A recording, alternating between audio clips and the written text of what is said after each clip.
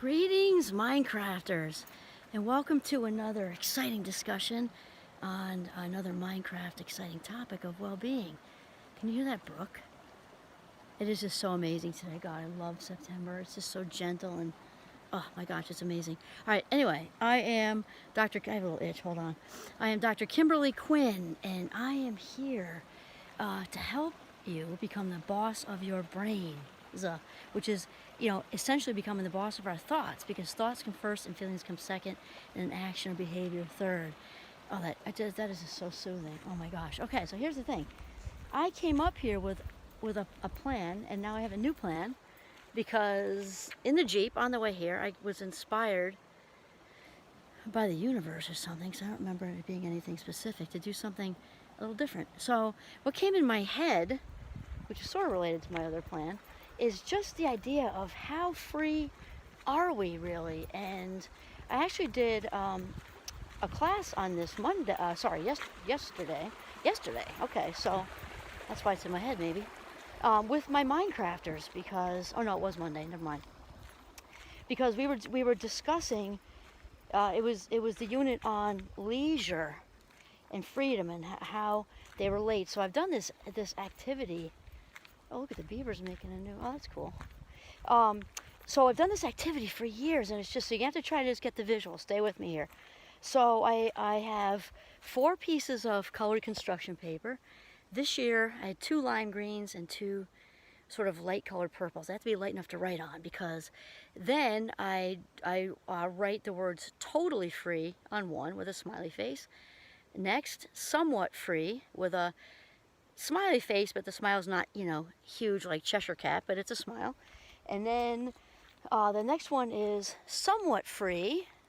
Sorry, it goes totally free, pretty much free. Sorry, that's the next one. The third one is somewhat free, so it's a little bit less of a smile. And then not free at all. And that one I put like a face, little eyebrows, like, and I do a stick figure, because my doctorate's not in art, so I ask them to pay attention to not that, but what we're doing. Oh, Giovanni's in the beaver pond. Okay, and then the bar, so the person who's totally not free is kind of hanging on to bars, just metaphorical for just feeling totally trapped, right? So then I say to my young adults, I want you to think about how free you are, and we're not going to do anything to define that, because let's say what's free for Jonathan is not free for, Melissa, or which is not free for Brandon, or but we don't actually say any of that. And then I have them think about it for just a moment, and I ask them to get up and move and stand in the classroom where they feel they go. So I've got these are in order. So I've got totally free on one wall. This is the little sign. It's up high. And then pretty much free. Then further down to somewhat free, and then over here. So it's like 4 corners kind of. And then not free at all.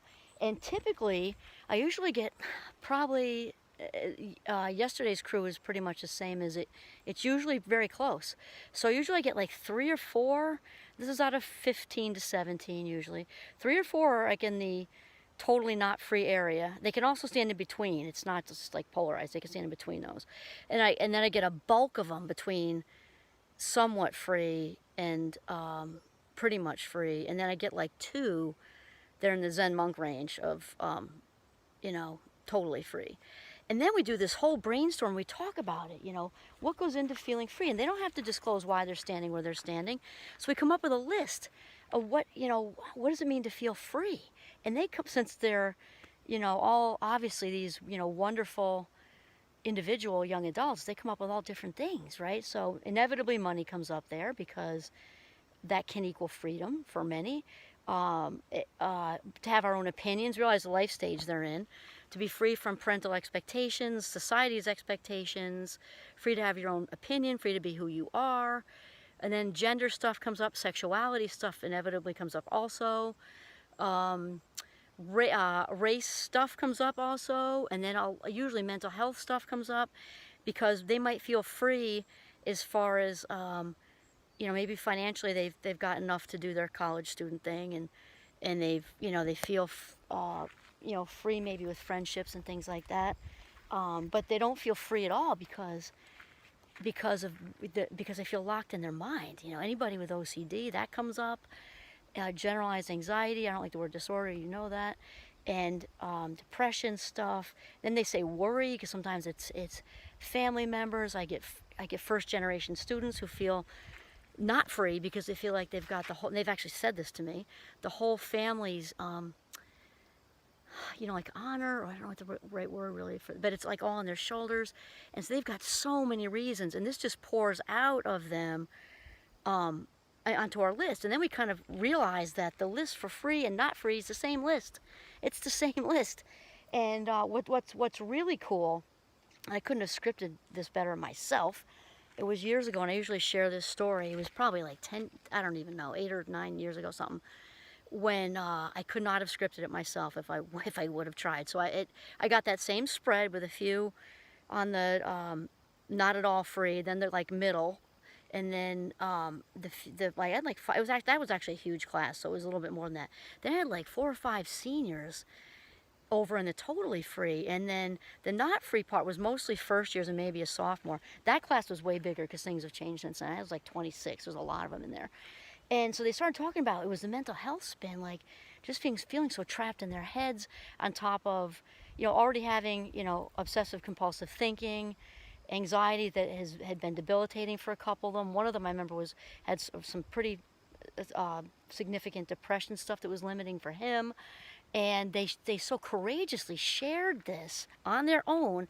And then on the other side, this was absolutely amazing. It was kind of like when you're driving as a parent and teenagers start talking in the back seat, but they forget you're driving. It was that kind of thing. So I just like stepped back and let it happen. And these awesome seniors, I remember, I think there was a junior, started talking directly to the totally not freeze or not totally freeze, and saying, you know what, if we did this activity 3 years ago, we would have been standing exactly where you are right now. And they basically did this fantastic young adult, like, back and forth about how we were there too. We were there too, and now we're here. We're here because things do get better. They definitely get better. And they talked about getting counseling. They talked about exercise. They talked about bringing the approval meter on the inside and not having, you know, the expectations or caring about the approval that's on the outside, and also how hard that is and what a journey it is. Finding the right people to hang around with. And it would be way too much even to get into this whole video, because it was just the most fantastic, just happy teacher moment, because a difference was made in that classroom on that day. Because I watched with my own eyes, not from me, but from their classmates. I watched the not free at alls. That's what they were. They're not with the bars. The not free at alls. You could see it in their faces, their whole demeanor become a little more free in that moment, in that class, because of the very genuine compassion shown by their peers. It was just absolutely incredible to watch that happen. And the shame came up too, because again, we said this a lot. It's not like, you know, the anxiety, depression, ADHD, bipolar, whatever, fill in the blank, that truly brings us down. It's the underlying shame. You know, it's that feeling of not being enough in this world, you know, and trying to constantly measure up. And, you know, my yardstick and your yardstick must have been made in a different factory, because mine's not measuring up to your yardstick. And just that constant feeling of being less than and defective and flawed. And watching this, it just couldn't have been better, because it was coming from their peers. And watching this very authentic compassion happening was just amazing. And so here's the main theme, is that shame, which is what was going on the not at all freeze, right, doesn't stand a chance, not a chance, against genuine love and compassion. It just doesn't. It does not stand a chance. And so, that said, I figured this just came to me in the Jeep, to really explore how free you feel. And that was just my example with my Minecrafters, but if I did one with grown-ups, because it's a different life stage, you know, the context might change. But I doubt that kind of, usually call it a bell curve in science, which wasn't exactly a bell curve. Kind of a bell curve, I guess, because most are in the middle, and then, yeah, I guess it was just a little bit like slant, like a pear.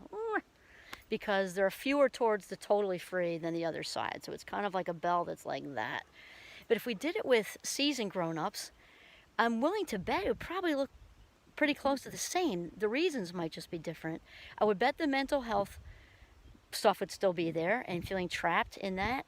And then in addition to the list, it probably would be responsibilities and obligations with kids, right? And jobs and pressure to provide and not feeling like there's enough time to do stuff, even though you have the money. There might be 2 people working and still not enough money because you've got college tuitions, maybe debt for a house and cars, or plus life stuff happens. Maybe somebody lost a business back and then trying to make up, who knows?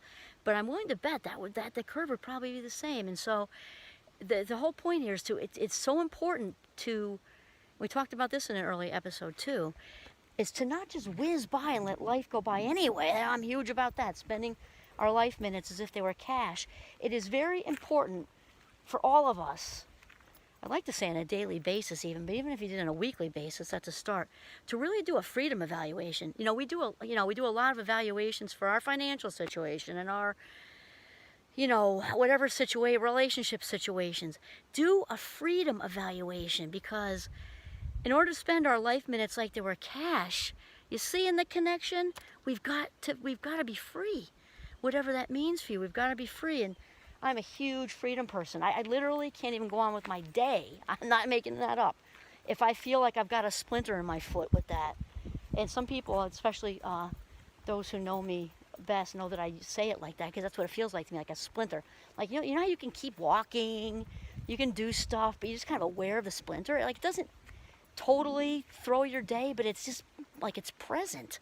And some people might have bigger splinters and more splinters, but because I'm so freedom aware, it doesn't take much for me to stop right in my tracks and be like, okay, something's going on with a relationship, even if it wasn't like on the scale of huge, if it was like something was said to me that was hurtful, it doesn't mean necessarily confront it, because it might just be, I need to change my dance because so and so is snarky because they had something happen in their life, and that doesn't need anything but me changing my dance, right?